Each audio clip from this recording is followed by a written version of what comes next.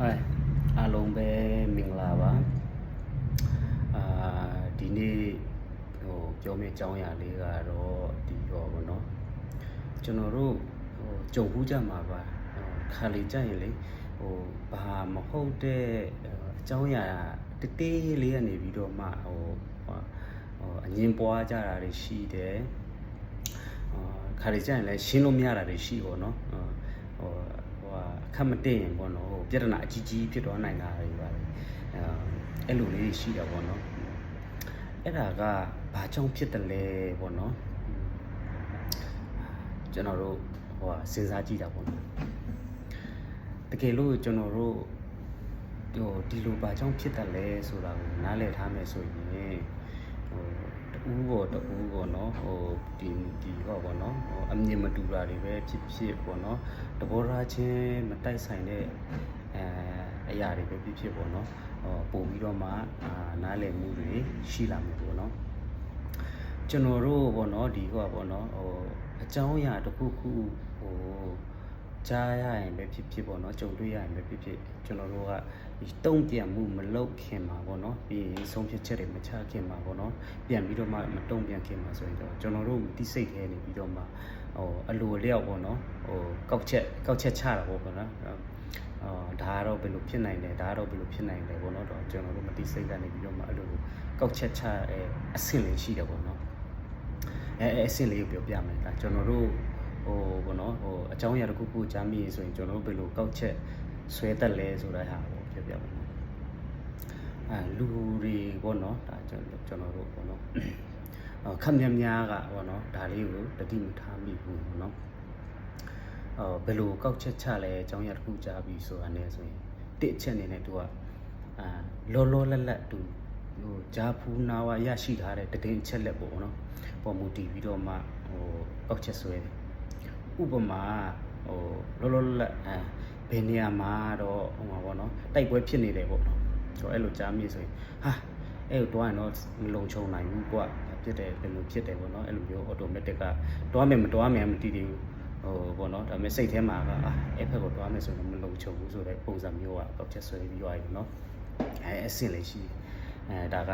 လောလတ်ပေါ့နော်ကိုကြားမိတဲ့တည်င်းလေးပုံမူတည်ပြီးတော့မှအဲ့လိုကောက်ချက်ချတတ်တယ်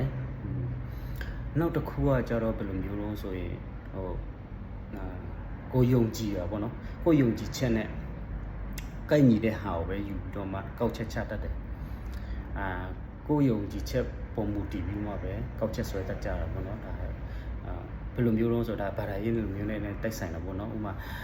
ကိုယုံကြည်ချက်ကိုယ်ွယ်တဲ့ဘာသာနဲ့မတူဘူးဆိုရင်သူကတော့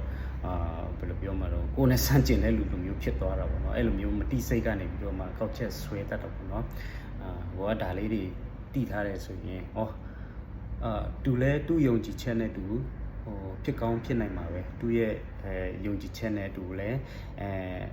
ကောက်ချက်ဆွဲမှာပဲကိုလည်းကိုယုံကြည်ချက်နဲ့ကိုကောက်ချက်ဆွဲမှာပဲဆိုဒီဟာလေးတည်ထားတယ်ဆိုရင်နားလည်မှုတွေရှိသွားတာပေါ့နော်နောက်တစ်ခုကဘယ်ပုံမူတည်လဲဆိုတော့ဒီကျွန်တော်တို့ပေါ့နော်ဒီ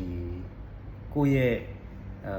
ယဉ်ကျေးမှုပေါ့နော်ယဉ်ကျေးမှုပေါ့နော်ကိုယ့်ရဲ့ယဉ်ကျေးမှုထုံတန်းစင်လာဒလေးတွေနဲ့သက်ဆိုင်တာပေါ့နော်ပြီးတော့မှကိုဖြတ်တန်းခဲ့တဲ့အတွေ့အကြုံပေါ့နော်ဒါတော့ကိုဖြတ်တန်းခဲ့တဲ့အတွေ့အကြုံပေါ်မူတည်မယ်ပြီးတော့မှကိုရဲ့ပေါ့နော်ဒလေးထုံးစံတွေပေါ်မှာမူတည်တယ်ကိုရဲ့ဒလေးထုံးစံနဲ့မကိုက်ဘူးဆိုရင်ဒါကြီးကမဟုတ်ဘူးမဖြစ်သင့်ဘူးဆိုပြီးတော့မှစိတ်ထဲမှာက automatic ကောက်ချက်ချတာပေါ့နော်ဒါဆုံးဖြတ်ချက်အပိုင်းပြောသေးပေါ့နော်ကောက်ချက်ချတဲ့အပိုင်းပြောတာပါနောက်တစ်ခုကခုနပြောတဲ့ပေါ့နော်အတွေ့အကြုံဥပမာသူမရောက်ဖူးတဲ့နေရာတစ်ခုကိုတော့ပြောပြမယ်ဆိုရင်တော့မဖြစ်နိုင်ဘူးလို့ကအရင်ဆုံးတွေးတာပေါ့နော်ဘာဖြစ်လို့ဆိုတော့သူ့ရဲ့တွေ့ကြုံမရှိဘူးလေအဲ့လိုပဲသူတွေ့ကြုံခဲ့ဖူးတဲ့အကြောင်းအရာနဲ့ပတ်သက်ပြီးတော့မှကိုကတော့ဆန့်ကျင်ဘက်တော့ပြောမိမယ်ဆိုရင်တော့လက်မခံနိုင်ဘူးဒါမဖြစ်နိုင်ဘူးပေါ့နော်သူတွေ့ကြုံခဲ့တာဒီလိုမျိုးပေါ့နော်အဲ့လိုအတွေ့အကြုံပေါ်မူတည်ပြီးတော့မှကောက်ချက်ဆွဲတတ်ကြတယ်နောက်တစ်ခုကဒီပညာပေါ့နော်ပညာသူလေ့လာတင်ကြားခဲ့တဲ့ပညာပေါ်မူတည်ပြီးတော့မှပဲသူကကောက်ချက်ဆွဲတတ်တာပေါ့ငါဖတ်ဖူးတာတော့ဒီလိုမျိုးငါကြားဖူးတာတော့ဒီလို ဟိုပေါ့နော်ငါလေ့လာဘူးတများတော့ဒီလိုနော်မဖြစ်နိုင်ဘူးမင်းပြောတဲ့ဟာပေါ့နော်ဒါတခြားလူကလည်းသူလေ့လာထားတဲ့အရာကလည်းဒီလိုဖြစ်ကောင်းဖြစ်နိုင်တယ်လေအဲ့ပုံမှာမူတည်တော့ဗောဒါခုနပြောလို့ ਨੇ ပြန်တွက်ဆက်တော့ဆိုကိုလေ့လာထားတာတွေအကုန်လုံးကအကုန်မှန်လို့ဟိုတစ်ချက်ယူဆလို့မရဘူးပေါ့နော်ပြီးရင်ကိုယုံကြည်ချက်တွေကိုအမှန်ဆုံးပဲဆိုတာလေကိုကပြောလို့မရဘူးပေါ့နော်အဲ့ဒါလေးကိုကတည်ထားမယ်ဆိုရင်ဒါဟိုဒီမတိုက်ဆိုင်မှုတွေရှိလာတဲ့အချိန်တိုင်းကိုကနားလည်မှုရှိလာမှာပေါ့နော်အတ္တကတော့ဟိုဒါလေးကိုမူတည်တော့ပေါ့နောက်တစ်ခုကတော့ဒီကွာပေါ့နော်ဒါကတော့ဒီအုံတောင်းနဲ့တက်ဆိုင်တဲ့အလုပ်ပုံပေါ့နော်ဒါတော့နည်းနည်းတယ်ပေါ့နော်ဒါတိတ်ပံပညာရှင်တွေရဲ့စမ်းသပ်ချက်တွေပါတယ်တဲ့ရှိတာရှိရနော်တော့အုံတောင်းနေပြီးတော့မှ automatic response လုပ်တဲ့ပုံစံပေါ့နော်အဲ့လိုလျောက်တုံ့ပြန်တတ်တဲ့စနစ်ပုံစံလိုမျိုးနဲ့တွားပြီးတော့မှကောက်ချက်ချတာပေါ့နော်အဲ့လိုမျိုးရှိတယ်အဲကြောင့်မလို့ကျွန်တော်တို့ကခုနပြောလိုမျိုးဟိုအကြောင်းအရာတစ်ခုခုကြားလိုက်တယ်ပဲဖြစ်ပေါ့နော်အကြောင်းကိစ္စတစ်ခုခုနဲ့ကြုံတွေ့ရတယ်ဖြစ်ပေါ့နော်ဟိုဆုံးဖြတ်ရတော့မယ့်ချိန်ကိုကဆုံးဖြတ်ရတော့မယ်ဆိုရင်ပေါ့နော်မဆုံးဖြတ်မီအစ်စ်မှာခုနပြောတဲ့ကျွန်တော်ပြောတဲ့ကောက်ချက်ချတဲ့အစ်စ်တွေရှိတယ်ပေါ့နော်ကိုကအဲ့အစ်စ်တွေတည်ထားမယ်အဲ့အစ်စ်မှာကိုကစီစစ်လိုက်မယ်ဆိုရင်ကိုဆုံးဖြတ်ချက်ချတဲ့ချိန်မှာရောပြီးရင်တပားတူရဲ့စဉ်းစားတွေးခေါ်မှုတုံ့ပြန်မှုတွေရောကိုက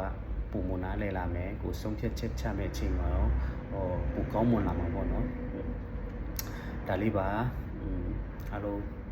ကျေးဇူးတင်ပါတယ်